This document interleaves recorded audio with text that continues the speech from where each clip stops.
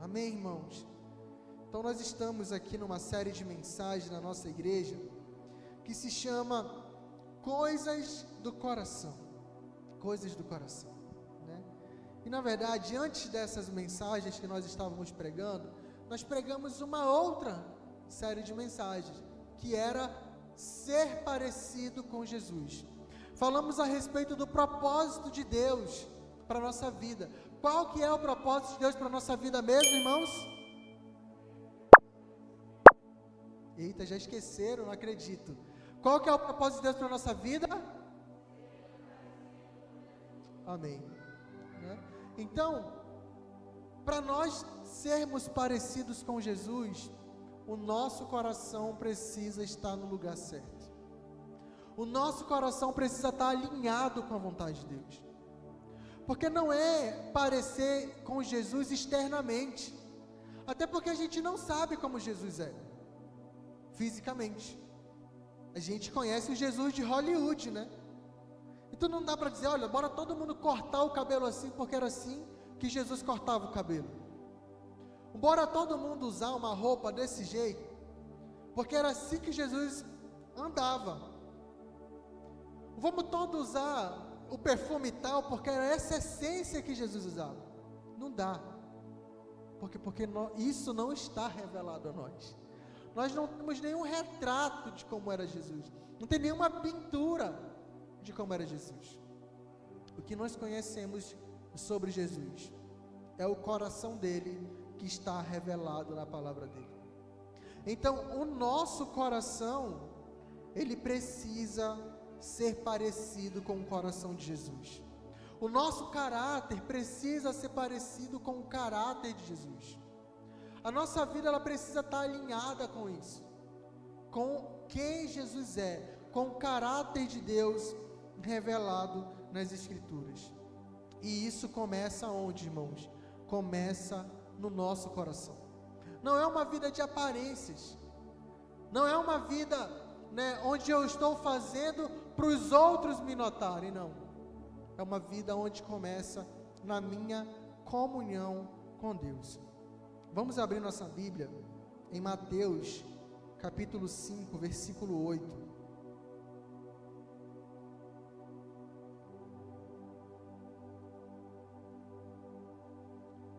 Mateus 5, 8.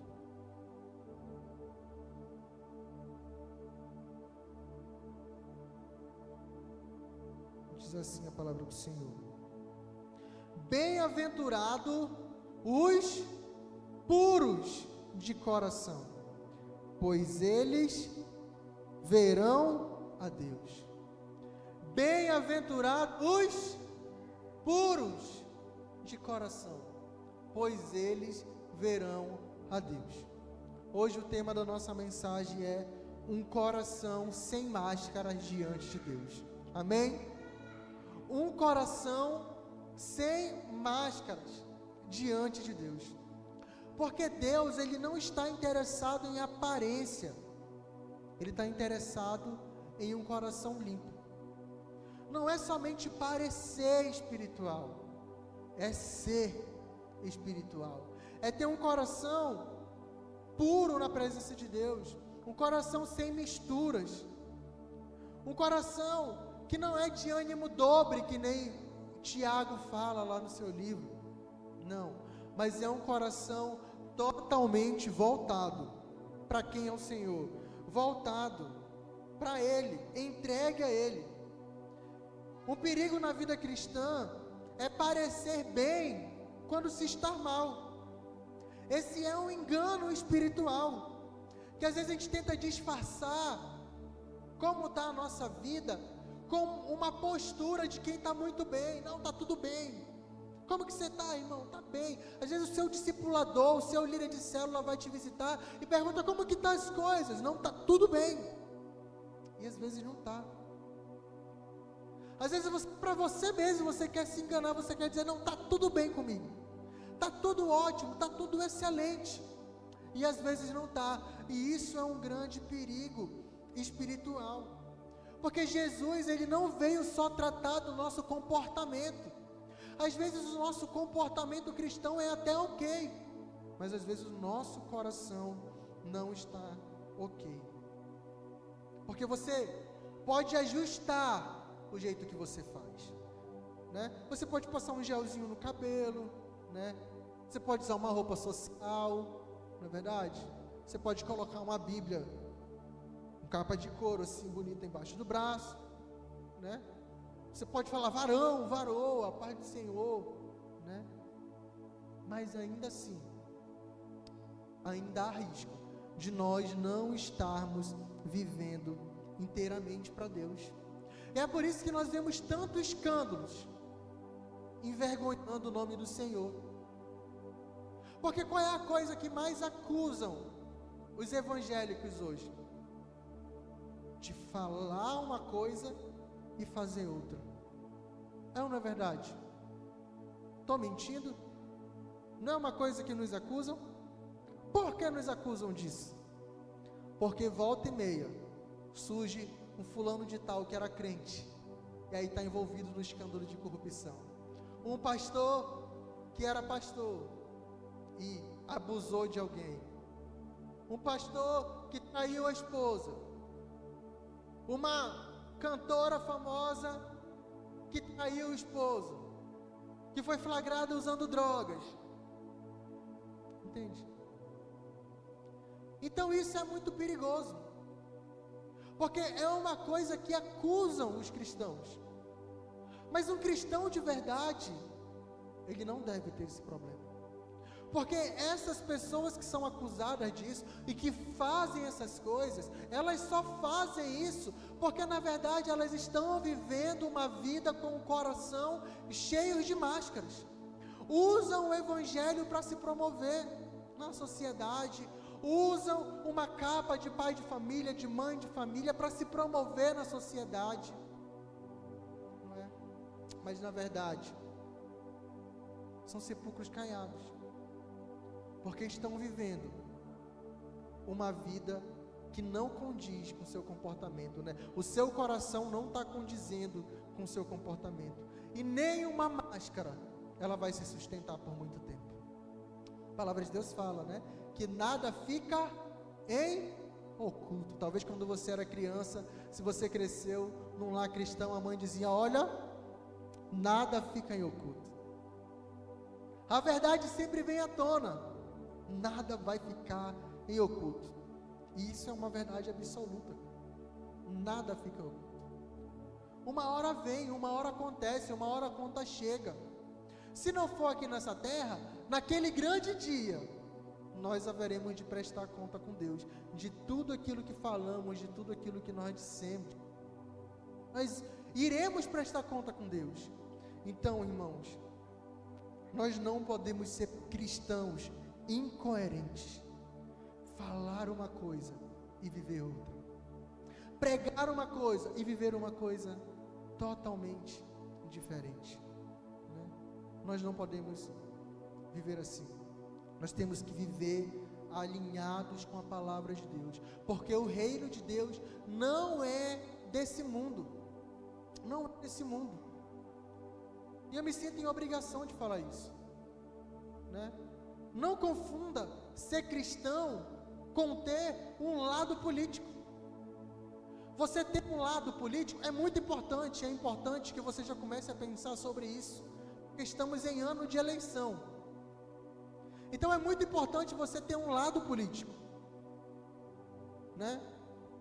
Votar de forma coerente, mas o lado político não define o que é ser cristão. Não confunda, não ache que o candidato A, B ou C ser de um lado político que você gosta, ele representa os valores do reino de Deus. Não. Os reinos de Deus, os valores do reino de Deus, só tem um povo nessa terra que representa esse valor.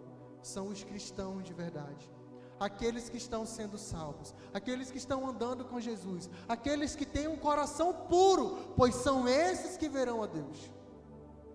Esses que verão a Deus. Então não entregue algo precioso que Deus deu para a igreja na mão de um político A, B ou C.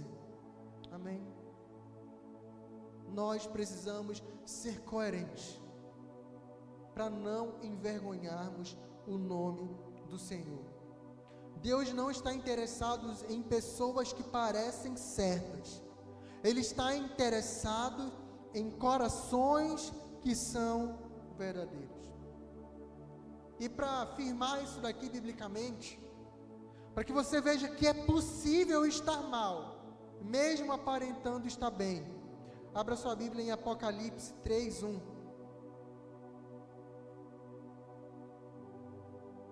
Diz assim, ó: ao anjo da igreja em Sardes escreva: eis o que diz aquele que tem os 7 Espíritos de Deus e as 7 estrelas.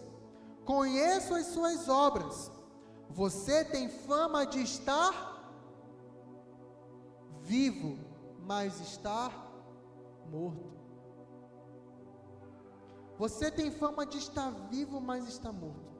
Esteja vigilante, fortaleça o restante, o que está prestes a morrer, pois as obras que você realiza não são completas diante do meu Deus. Então a igreja de Sardes, ela tinha fama de estar viva. Todo mundo olhava e, nossa, que igreja avivada, que bênção essa igreja. Não sei o que tinha lá. Talvez tinha um culto avivado. Talvez tinha gente glorificando ao Senhor do início ao fim do culto. Talvez eles ofertavam em missões. Talvez eles faziam um monte de coisa legal, porque eles tinham fama de estar vivo. Comentava-se, não era que eles diziam que eles estavam vivos, era que as pessoas falavam sobre eles. Você tem fama. Fama é aquilo que se pensa sobre o outro. É aquilo que se pensa sobre o outro. Então eles tinham fama, era o que todo mundo pensava. Essa igreja, ela parece viva, mas na verdade ela está morta. Então, irmãos, nós temos que ter cuidado com os nossos corações, para apenas não parecermos estar vivos, enquanto estamos mortos por dentro. Nós temos que cuidar do nosso coração, para que de fato ele esteja pulsante, queimando de amor, incendiados pela presença do Senhor Jesus em nossas vidas. Deus, Ele rejeita a hipocrisia. Deus, Ele rejeita uma vida de fingimento. Então, uma das coisas que Deus rejeita é fazer pensando no que os outros vão pensar. É fazer para me mostrar para o outro. É fazer, é uma máscara que eu coloco. Eu vou fazer que é para que todo mundo veja que eu sou espiritual. Porque talvez tem gente que está interessado na fama de estar vivo. E quando nós estamos interessados apenas nessa fama de estar vivo, muitas vezes nós vamos fazer coisas apenas para que o outro veja. Abre sua Bíblia em Mateus 6, versículo 1.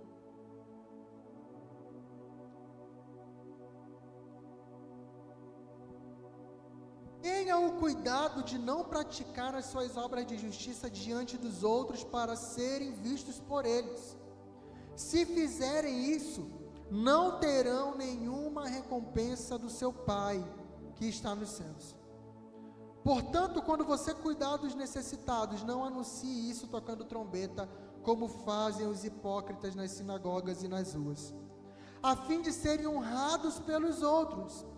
Em verdade lhes digo que eles já receberam a sua plena recompensa.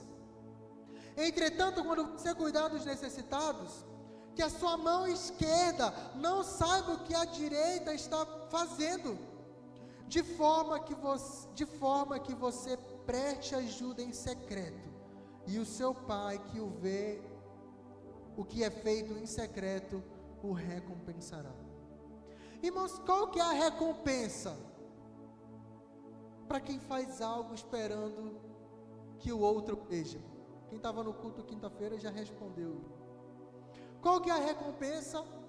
Qual que é o galardão de quem faz algo esperando que o outro veja? Qual que é? É o outro ver ele.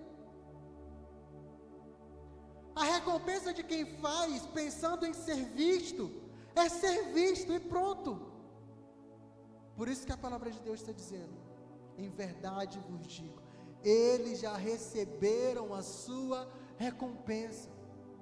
Se eu toco aqui a minha guitarra e eu estou pensando aqui, nossa, eu quero que todo mundo me veja aqui quando eu estiver fazendo esse solo, qual que é a minha recompensa?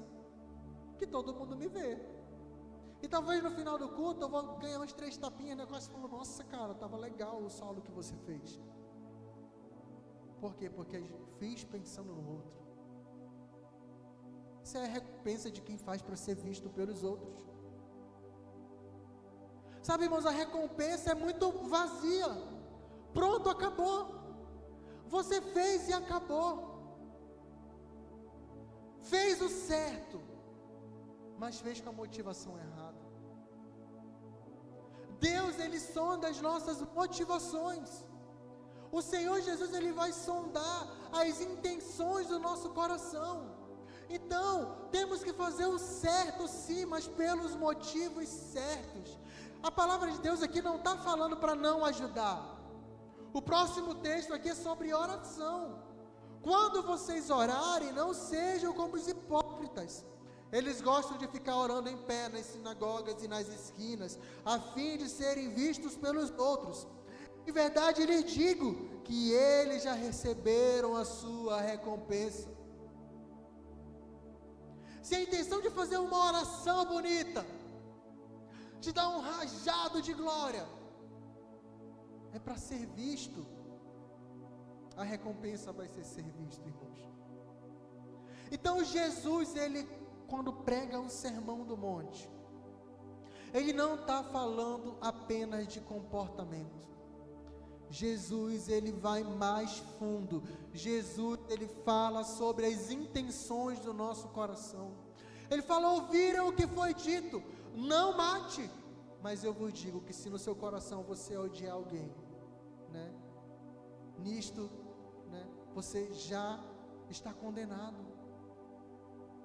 É a mesma coisa o homicídio e o ódio, matar alguém no coração. Jesus, Ele está tratando sobre as nossas intenções. Quando Ele fala do adultério, Ele fala: ouviram o que foi dito, não adulterarás. Onde que foi dito isso? Na lei, por Moisés, lá em Êxodo. Ouviram o que foi dito, Moisés falou: não adulterarás. Mas eu vos digo, qualquer um que cobiçar uma mulher no seu coração, nisto já pecou.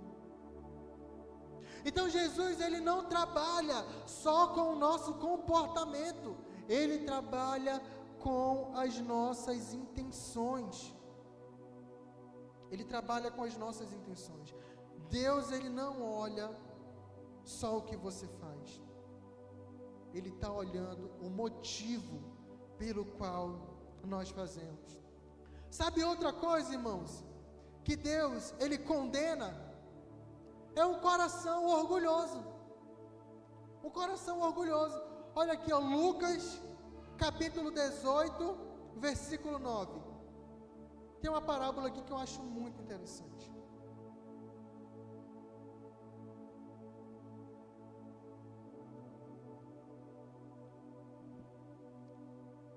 Há alguns que confiavam na sua própria justiça e desprezavam os outros. Jesus contou esta parábola. Para quem é essa parábola? Para aqueles que confiam na própria justiça e desprezam os outros.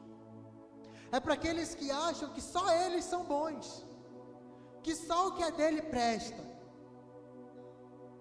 que só o que ele faz é espiritual, que só o que ele faz é bom. É para esse essa parábola. 2 homens subiram ao templo para orar. Um era fariseu e outro publicano, ou seja, um cobrador de impostos, né? O cobrador de impostos, ele era odiado pelos demais judeus. Por quê? Porque os judeus, eles eram escravos de Roma nesse momento. Eles viviam sob o domínio de Roma. E o publicano, quem era o publicano? Ele era um judeu que havia aceitado trabalhar para Roma, fazendo o quê? coletando imposto do povo. Eles eram da Receita Federal de Roma. Um judeu ali, colhendo o imposto do próprio povo. Ou seja, esse pessoal aqui, ele não era bem visto, não. A galera tinha uma raiva deles. Como que pode? Tu é judeu, tá aí cobrando dinheiro nosso, rapaz. Eles eram odiados. Então um era fariseu. Quem era o fariseu? Era um mestre da lei. Eram os fariseus. A origem dos fariseus se deu onde? No tempo dos Macabeus. Aproximadamente uns 180 anos de Cristo, 100 anos antes de Cristo. Esses caras, eles começaram bem, sabia que eles não começaram sendo hipócritas? Eles se recusaram a abandonar a lei do Senhor. Acredito que na época de Alexandre o Grande, que queria colonizar o mundo, implantar, a filosofia helênica no mundo todo.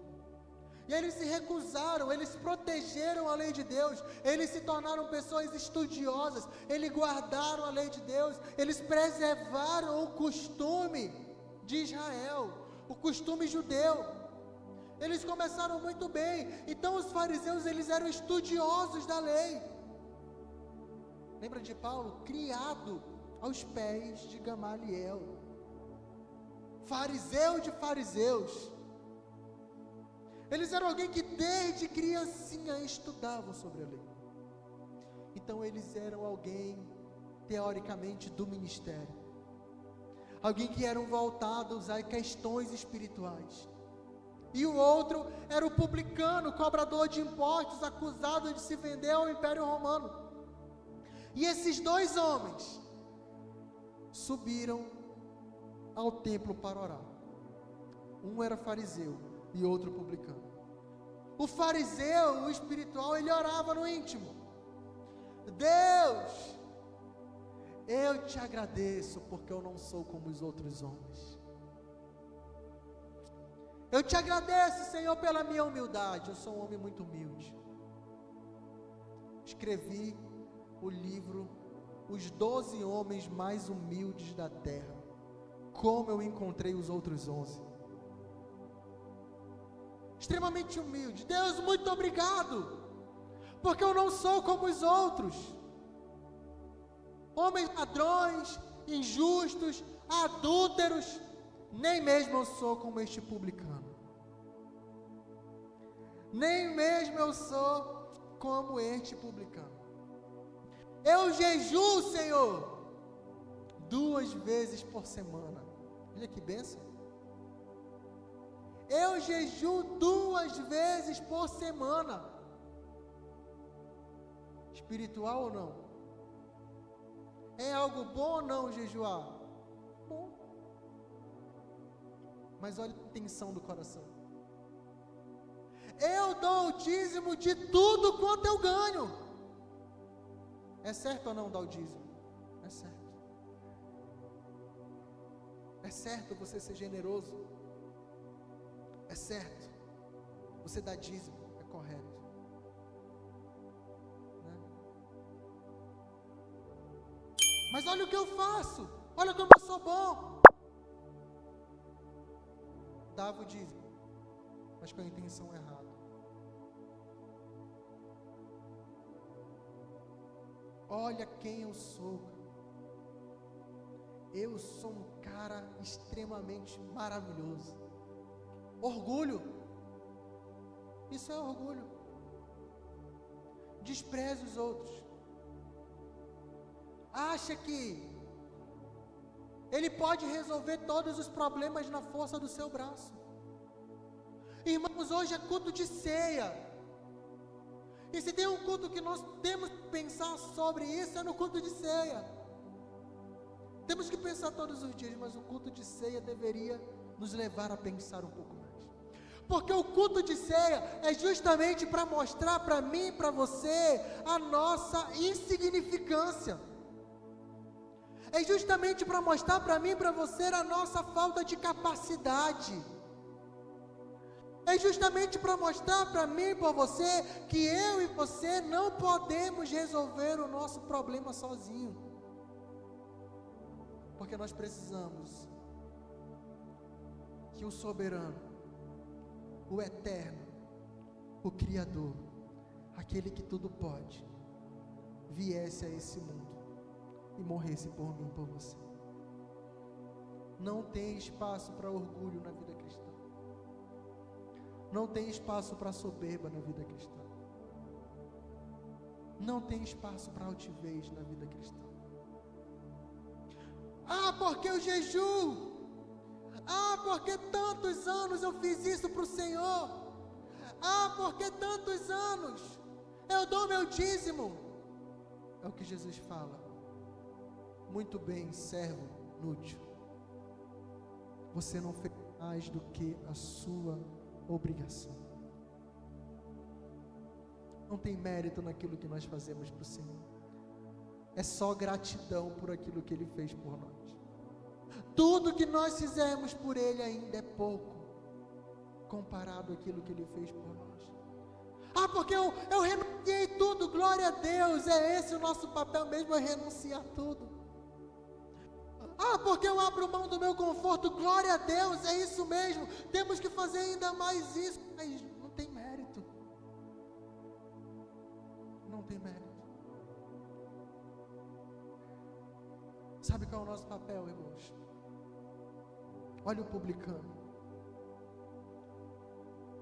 O publicano, porém, ficou à distância. Rapaz, eu vou ficar aqui no meu cantinho. O fariseu está certo mesmo, eu sou ruim. É isso mesmo. Ele nem sequer ousava olhar para o céu. Um ato de rendição ao Senhor. Um ato de se prostrar ao Senhor, de baixar a sua cabeça. E batendo no peito, dizia: Deus, tem misericórdia de mim, que sou pecador. Tem misericórdia de mim, que eu sou pecador. Esse é o coração do cristão, cara. Ah, porque eu não vou para a igreja, porque fulano é isso, fulano é aquilo, fulano é aquilo. Sabe, irmãos, nós somos todos seres caídos. Todos seres que estão sujeitos a errar. É necessário corrigir o pecado, mas jamais achar que eu sou melhor do que alguém. Jamais. Ah, porque eu não vou para a igreja, porque isso, porque aquilo outro. Meu irmão, nós não somos melhores do que ninguém. Nós temos que todos nos colocar na posição desse publicano e dizer: Senhor, misericórdia de mim, Deus, porque eu sou pecador. Aquele que está em pé, cuide para que não caia. É humildade, é pé no chão, é saber quem Ele é. Por isso, quando Paulo ele voltava das viagens, ele dizia: nós vamos contar aquilo que o Espírito Santo fez. Não foi o que nós fizemos, é o que o Espírito Santo fez. Não é nós que fazemos nada, quem faz é o Espírito Santo. É Ele que nos dá força, é Ele que nos sustenta. Tem onde o Senhor, minha Bíblia diz assim, sem mim nada podeis fazer. Eu sou a videira verdadeira e vocês os ramos. Aquele que está em mim dá muito fruto, porque sem mim vocês nada podem fazer. No Evangelho não tem espaço para orgulho, não tem espaço para soberba. Existe espaço para um coração quebrantado, voltado para o Senhor. Sabe outra coisa que não pode, irmãos? Justiça própria. Sabe o que é justiça própria? Né? Eu estou sempre aqui na defensiva. Eu estou sempre na defensiva. Eu sempre me justifico do que eu faço. Eu sempre me justifico dos meus erros. Eu sempre me justifico. Quero sempre fazer justiça com as minhas próprias mãos. Vamos ler uma história sobre isso? 2 Samuel 12:1.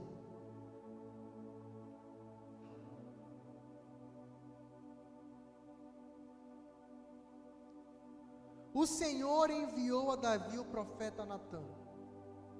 O que Davi tinha feito, irmãos? Nesse texto? Adulterou. Um dia ele estava no seu palácio. E lá do palácio ele viu uma mulher muito bonita tomando banho. Ele falou: quero ela. Vou trazer aqui para o meu palácio. Mas ela era a esposa de Urias. Urias era um soldado fiel a Davi. Era um guerreiro valente, fiel. E aí o que Davi fez, né? Nesse seu relacionamento com Betseba, ele acabou engravidando Betseba. E a única coisa que Betseba fala nessa história, ela fala: estou grávida. E o mundo de Davi cai. E ele bola um plano: rapaz, vou trazer Urias para cá, para Urias se deitar com a mulher dele. Vou trazer ele lá da guerra. Urias estava para a guerra. Vou trazer ele para cá. Urias volta. E Davi não contava que Urias era mais fiel do que ele. Urias não se deita com sua mulher. Ele fala: como posso eu me deitar com a minha mulher, ir para minha casa, enquanto os meus companheiros estão lá no campo de batalha? Eu não vou fazer isso. Olha Urias, olha o tipo de homem que era Urias. Era um cara leal ao próprio Davi. Aí Davi manda um recado para Joabe por Urias: coloque Urias na frente de batalha e deixe ele sem proteção, para que morra. Acontece exatamente isso. Urias morre alguns outros soldados. E aí Joabe manda uma carta para Davi: olha, tivemos algumas perdas, morreu alguns soldados, e Urias também morreu. Davi, ao ouvir isso, tudo bem, tudo certo, são coisas que acontecem. Ele vai, se casa com Betseba. Nunca tinha pensado nisso, mas essa semana eu ouvi sobre esse texto. O pastor falando assim: cara, talvez as pessoas até olharam: nossa, como Davi é bondoso, teve misericórdia dessa viúva, casou com ela, ninguém sabia do pecado dele, né? Davi foi generoso. Ele já tinha outras esposas, né? Mais uma colocou lá, para não deixar essa mulher desamparada do seu guerreiro Urias, que morreu na... Tudo certo. Aí um dia Natã chega na casa de Davi. O Senhor enviou a Davi o profeta Natã. Ao chegar, ele disse a Davi: 2 homens viviam em uma cidade, um era rico e outro pobre. O rico possuía muitíssimas ovelhas e bois, mas o pobre nada tinha, a não ser uma cordeirinha que havia comprado. Ele a criou e ela cresceu com ele e com seus filhos, comia junto dele, bebia do seu copo e até dormia nos seus braços. Era como uma filha, era um pet, né? Estava lá, a cordeirinha.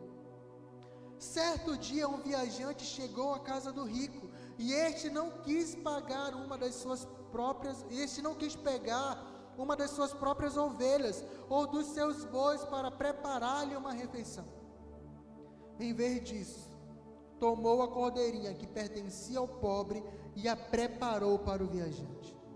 Então Davi encheu-se de ira contra o homem e disse a Natã: tão certo como vive o Senhor, o homem que fez isso merece a morte. Deverá pagar 4 vezes o preço da cordeira, porque agiu sem misericórdia. Acho que Natã não deixou nem Davi terminar de falar e falou: você, Senhor. Sabe, irmãos, às vezes a gente tem a língua muito afiada para condenar os outros. A gente é pronto para proferir uma sentença para alguém, para alguma determinada situação. A gente é muito bom para isso. Fez isso? Não, então tem que fazer logo isso. Mas tem que ser excomungado. Como que pode? Às vezes nós somos muito bons para julgar. Somos muito bons para sentenciar as pessoas. Mas quando se trata de nós temos misericórdia de nós mesmos. Né? O outro é fofoqueiro. Não, é porque eu gosto de conversar, né, com os outros. Né? Eu falo assim, mas é com a intenção de ajudar, sabe? Mas fofoqueiro, né? Eu tenho raiva, o outro tem raiva, ele tem ódio no coração dele, ele não perdoa. Não, eu perdoei, mas é cada um no seu lugar. Né? Eu perdoo, meu coração está tranquilo, mas é ele lá e eu cá, está tudo certo. Né? A gente sempre tem um nome mais feio, aquilo que o outro faz. E mesmo que eu faça a mesma coisa, eu dou um jeito de dar uma suavizada. Não é? Sabe por quê, irmãos? Por causa da justiça própria. Deus, ele não gosta desse tipo de coisa. Deus, ele não tolera isso no nosso coração. Porque aí quando isso acontece, nós afrouxamos na nossa vida espiritual. Nós afrouxamos na nossa devoção a Deus. Nós começamos a acostumar com o pecado, mas aí nós estamos prontos a condenar o outro. Nós afrouxamos na nossa vida, mas nós não refrescamos para a vida do outro, sabe? De uma coisa, nós temos que ser duros conosco mesmo. Nós temos que ser igual ao publicano. Senhor, eu sou um pecador. Bater no peito, mas ter misericórdia para com a vida dos nossos irmãos. Ter misericórdia de ajudar o outro. Ter misericórdia de auxiliar o outro a crescer com Deus. Eu que não vou bater cabeça com crente velho. Eu não vou bater cabeça com quem não quer. Às vezes a gente dá vontade de falar isso mesmo, às vezes a gente até fala, mas sabe de uma coisa? Nós estamos aqui para se ajudar mutuamente. Quem somos nós para deixar alguém pelo meio do caminho? Quem somos nós? Nós não podemos ser incoerentes. Nós temos que ter diante de Deus um coração puro. Bem-aventurados os puros de coração, pois estes verão a Deus. Isso são pecados abrigados no nosso coração. E aí isso é um passo para outra coisa, né? É um passo para outras coisas. A palavra diz que a soberba, né, precede a queda. Aí vem outros pecados. Aí depois a gente já começa achar normal cometer pecados. Primeiro eu deixo de ler minha Bíblia, eu deixo de orar. Aí depois eu estou falando um palavrão. Depois eu já estou muito alegrezinho com uma música mundana. Depois, para completar a música mundana, coloca um vinho aqui para mim ouvir essa música. Depois eu já estou dançando a música, bebendo vinho. Aí eu não quero mais ir, vou tomar uma cerveja cevada. Nada nasce grande. Nenhum pecado nasce grande. Todos eles começam no nosso coração. Davi pecou porque a Bíblia diz assim: no tempo dos reis irem para a guerra. Era tempo do rei estar onde? Na guerra. E Davi estava onde? Lá no seu palácio. No seu palácio. Fazendo o quê? Brechando a vizinha tomar banho. Nenhum pecado começa grande. Ele não acordou um dia e falou: rapaz, traz a Betseba lá para mim. ele começou negligenciando uma responsabilidade que ele tinha. E olha que esse é o mesmo Davi, nós temos usado aqui como base a história dele, do dia que ele foi consagrado a rei. Que Deus falou para Samuel: olha, Samuel, não é o irmão de Davi, não. Ele parece, mas Deus, ele olha o coração. Então Davi, ele já tinha tido um coração puro diante de Deus, mas ele não vigiou, e o coração dele se tornou pecaminoso. Está entendendo? Não dá para se gloriar no nosso passado, né? A gente até canta sobre isso, né? Não me gloriarei em mim, a não ser nas minhas fraquezas.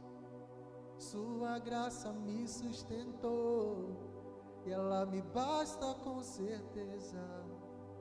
Cara, é a graça de Deus. Não nos gloriaremos. Nós precisamos dessa graça todo dia. Sabe qual é a consequência de ter o pecado escondido? Salmos 32, 3.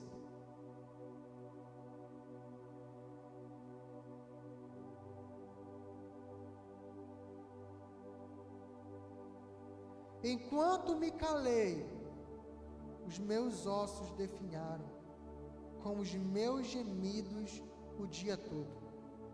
Por dia e noite a tua mão pesava sobre mim, as minhas forças foram esgotando como na seca do verão. Sabe de uma coisa, irmãos? O pecado, ele traz um peso na nossa vida. O pecado, ele traz vergonha sobre nós. O pecado, ele faz doer o nosso corpo, faz doer a nossa alma. Ele nos faz enfermar, ele nos deixa aflitos, ele nos deixa abatidos. Ele faz com que nós não tenhamos mais prazer na nossa vida com Deus. A gente não tem mais nem coragem de orar, porque você pensa: meu Deus, como que eu vou orar? Olha como está a minha vida. E aí, Deus até manda, né? Alguém lá, no dia que tu está mal, no dia do pecado, às vezes até chega alguém, porque você tem aparência que está bem, né? Você tem aparência que está vivo. Aí chega alguém: irmão, ora por mim. Ora por mim. Aí você pensa: meu Deus, como que eu vou orar? Olha como está a minha vida. Olha como está meu coração. Aí a gente já, para não confessar o pecado, o que as pessoas fazem? Some da igreja. Some de perto da comunidade dos santos. Não vai mais na célula, não vai mais no culto. Só some. Um dia estava aqui, outro dia sumiu. Cadê o irmão? Não, não vou mais não. Não vou. Aí o coração aflito, a alma aflita. Irmãos, nem toda depressão é consequência de pecado, mas muita depressão por aí é consequência de pecados escondidos no nosso coração. Escuta bem o que eu estou falando. Não é todas, mas muitas são. Por falta de perdão, por pecados encobertos, por feridas que foram geradas ao longo do tempo e nunca cicatrizaram, por uma coisa simples, porque olhou torto para mim. Talvez o irmão estava com um cisco no olho, né? Porque não me deu a paz do Senhor. Se um dia você me encontrar na rua sem óculos e eu não te der a paz do Senhor, meu amado, se você for ficar com raiva de mim, você está perdido. Estou míope.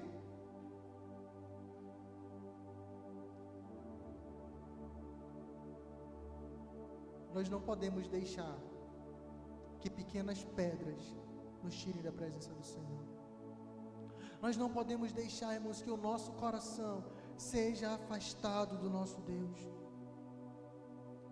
O pecado escondido, ele não desaparece, ele apodrece. É igual um ratinho morto. O que você faz com um rato morto? Você pega ele e joga fora. Ou você esconde ele. Não, vou esconder ele aqui, dentro da minha sapateira, para ninguém ver. O que vai acontecer lá? Vai feder, vai ficar podre. O pecado escondido é a mesma coisa, ele não vai desaparecer. Nem tudo o tempo resolve. O tempo ele não resolve o nosso problema com o pecado. Porque ninguém soube, com o tempo vai ser resolvido. Não vai. Não vai. Nós precisamos ter um coração puro diante de Deus. Nós precisamos ter um coração totalmente voltado para o Senhor. Deus, ele não quer expor ninguém para humilhar. Deus, ele não quer te humilhar. Deus, ele quer tratar. Deus, ele quer restaurar. Muito se fala sobre cura interior. Sabe o que é cura interior, irmãos? É coragem de eu me curvar diante de Deus e falar sobre aquilo que dói, falar sobre aquilo que está oculto, falar: Deus, está doendo, Deus, eu fiz isso aqui, ó. É como aquela pessoa que se automedicou e vai para o médico e não quer falar para o médico que ele tomou uma dose de remédio que não era para ele ter tomado. Não, tem que falar: ó, eu tomei umas coisas aí na minha vida, eu tomei umas decisões erradas, Deus. Eu pequei contra o Senhor. A intenção do meu coração estava errada. Me perdoa por todas as vezes que eu tentei roubar para mim a glória que é tua. Me perdoa por todas as vezes que eu deixei o orgulho ficar no meu coração. Me perdoa por todas as vezes que eu quis viver uma vida de aparência. Me perdoa por todas as vezes que eu não estava bem e que eu quis fingir que estava bem. Que eu aceitei até a oportunidade para subir no púlpito, para pregar, para cantar, e eu não estava bem. Me perdoa por todas as vezes que eu estava mais preocupado em o meu líder de célula, em o meu pastor não descobrir o meu pecado, do que preocupado com o Senhor, que já sabia do meu pecado. Porque tem isso, né? Deus é quem me julga. Deus é quem julga a minha vida. Ninguém se mete comigo. Deus é que sabe. Irmãos, isso devia nos preocupar demais. Isso devia nos preocupar demais. Nós temos que olhar para o nosso coração. Temos que quebrar o nosso coração. E temos que permitir que Deus limpe o nosso coração. Deus, ele está querendo limpar corações. Deus, ele quer trazer cura sobre corações. Deus, ele quer trazer libertação sobre corações. Deus, ele quer purificar o seu coração, fazer um tratamento lá no seu coração, para que pare de jorrar duas águas no seu coração, para que a água que sai do seu coração, para que o seu coração não seja mais uma fonte que está apodrecida, que está contaminada. Deus, ele quer fazer o seu coração um coração limpo, um coração transformado, um coração que ama, um coração que perdoa, um coração que se entrega, um coração que se dispõe. E aí, irmãos, nós vamos ver o sobrenatural de Deus na nossa vida.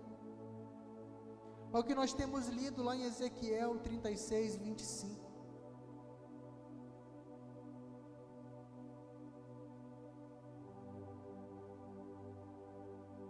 Ezequiel 36, 25. Diz assim: aspergirei água pura sobre vocês, e vocês ficarão puros. Eu os purificarei de todas as suas impurezas e de todos os seus ídolos. Eu lhes darei um coração novo, e porei um espírito novo no interior de vocês. Tirarei de vocês o coração de pedra, e em troca darei um coração de carne. Porei o meu espírito no interior de vocês, e os levarei a agir segundo os meus estatutos, e a obedecer fielmente as minhas ordenanças. É isso que Deus quer fazer, meus irmãos. É isso que Deus Ele quer operar no nosso meio. É esse nível de transformação que Deus Ele quer causar em nossas vidas. Ele quer nos limpar, Ele quer nos purificar, para que aí nós venhamos provar o sobrenatural de Deus. Porque só aí nós vamos entender o preço de uma alma. Tem aquele louvor da harpa que eu acho lindo, né? Irmão, você sabe o valor que tem uma alma, nem todo o dinheiro do mundo poderia pagar. Irmão, o valor de uma alma custou muito caro. É necessário sentirmos por ela imenso amor. Nós sentiremos amor por almas quando o nosso coração for purificado. Aí nós nos desesperaremos. Aí a gente vai contribuir com amor. Aí a gente vai se esforçar por amor. Porque a gente que pensa, não, eu só vou fazer alguma coisa na igreja no dia que tiver uma necessidade. A gente levanta, tem o data show aqui, agora tem uma necessidade, eu vou e vou comprar o data show. Deixa eu te falar, irmãos, nós temos um monte de projetos para fazer na igreja. E todos eles são de extrema necessidade. O que você acha que é mais valioso? Comprar um data show novo, ou a gente fazer uma casa de recuperação para resgatar pessoas da rua e pregar o evangelho para essas pessoas? O que você acha que é mais urgente? Comprar um data show novo, ou quem sabe construir um orfanato para cuidar de crianças em situação que estão vulneráveis? O que você acha que é mais urgente? Comprarmos um data show novo, ou abençoarmos os missionários que estão no campo? Mas nós só vamos entender isso quando o nosso coração se voltar para Deus. Nós só vamos entender aquele louvor: somos corpos, se bem ajustados, totalmente ligados, unidos. Sabe quando? Quando o nosso coração for transformado por Deus. Nós só vamos entender as coisas espirituais, meus irmãos, quando nós formos espiritual, porque o homem espiritual, ele discerne espiritualmente, mas o homem carnal, ele só discerne as coisas do mundo. Nós precisamos ter um coração espiritual, um coração voltado para as coisas